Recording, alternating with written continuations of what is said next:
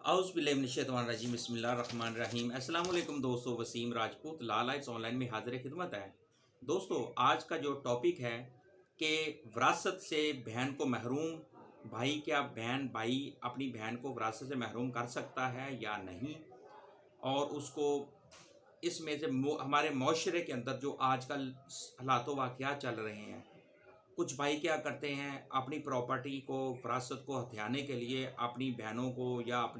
Thread करते हैं या फिर उनके खिलाफ कोई ऐसी एप्लीकेशन देते हैं, ये हमारे सगे बहन भाई नहीं है। एक क्योंकि कब्ज़ा उनका होता है, एक नया पनोरा बस खोल जाता है, उनको पता है ये 10-20 साल ये केस चलता ही रहना है और कब्ज़ा वो इंजॉय करते रहते हैं और अपने सगे बहन भाइयों को वो बहन भाई मानने से इनकार कर देते हैं। ये जो हमारे माशरे की बात है, ये माशरे के अंदर बेतहाशा इस तरह के केसेस आ रहे हैं, आई भी हैं, जो मैं भी काफ़ी केसेस इस तरह के हैंडल कर चुका हूँ। इस केस में है क्या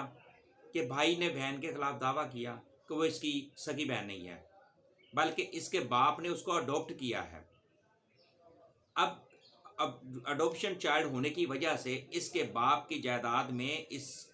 कोई वारिस नहीं है, वारिस में मालिक नहीं है और इसका कोई हिस्सा नहीं बनता। अब भाई सिविल कोर्ट में दावा कर देता है कि एक दरख्वास्त देता है, उसके बहन का नाम लैला था। अब डीएनए करवाने की भाई दरख्वास्त देता है सिविल कोर्ट के अंदर, जो कि उसकी मंजूर हो जाती है कि इसका डीएनए चेक किया जाए, इस मेरी बहन का डीएनए करवाया जाए और इसके भाई और इसकी माँ से कंपेयर किया जाए। क्या कि इसके भाई और इसके माँ से कंपेयर किया जाए तो पता चल जाएगा ये बहन है या नहीं। फैसला जो है वो हाई कोर्ट में चैलेंज कर लिया जाता है, हाई कोर्ट भी उस फैसले को बरकरार रखता है। अब वो जो बहन है लैला, वो चली जाती है सुप्रीम कोर्ट में। अब सुप्रीम कोर्ट में जैसे फायद ईसा साहब,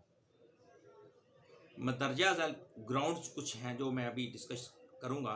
वो डिस्कस की जाती हैं। भाई का दावा जो होता है वो जैसे फायद साहब भारी जुर्माने के साथ खारिज कर देते हैं।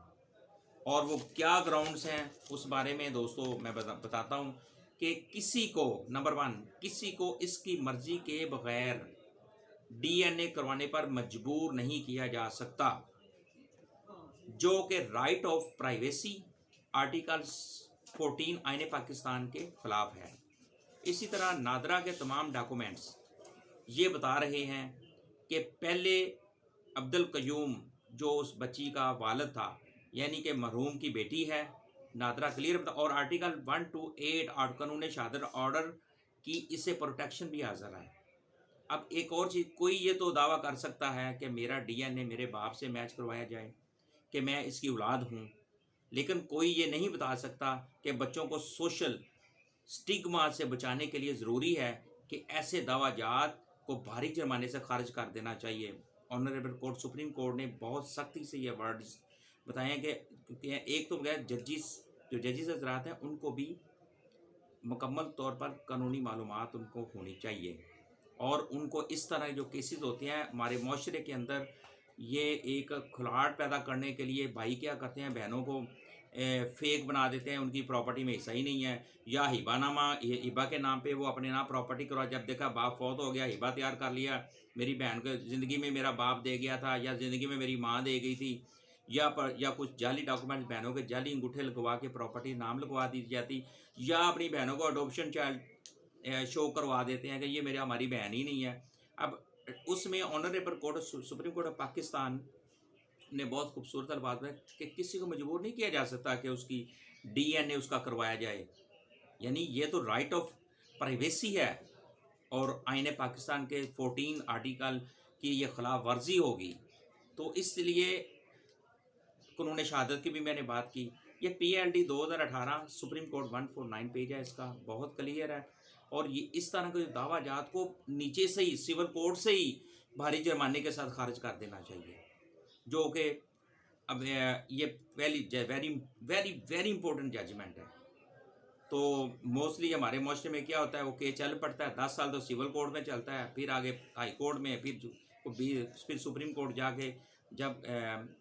कानून की वहाँ पे तशरीह होती है तो वहाँ पे पता जब बाद में यही जो सामने ये जो मैंने फ्रेश जजमेंट बताई है दोस्तों,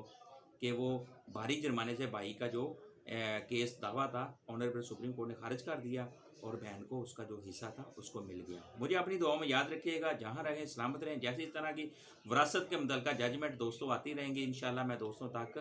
पहुँचाता रहूँगा और मुझे अपनी दुआओं में याद रखिएगा। अस्सलाम वालेकुम।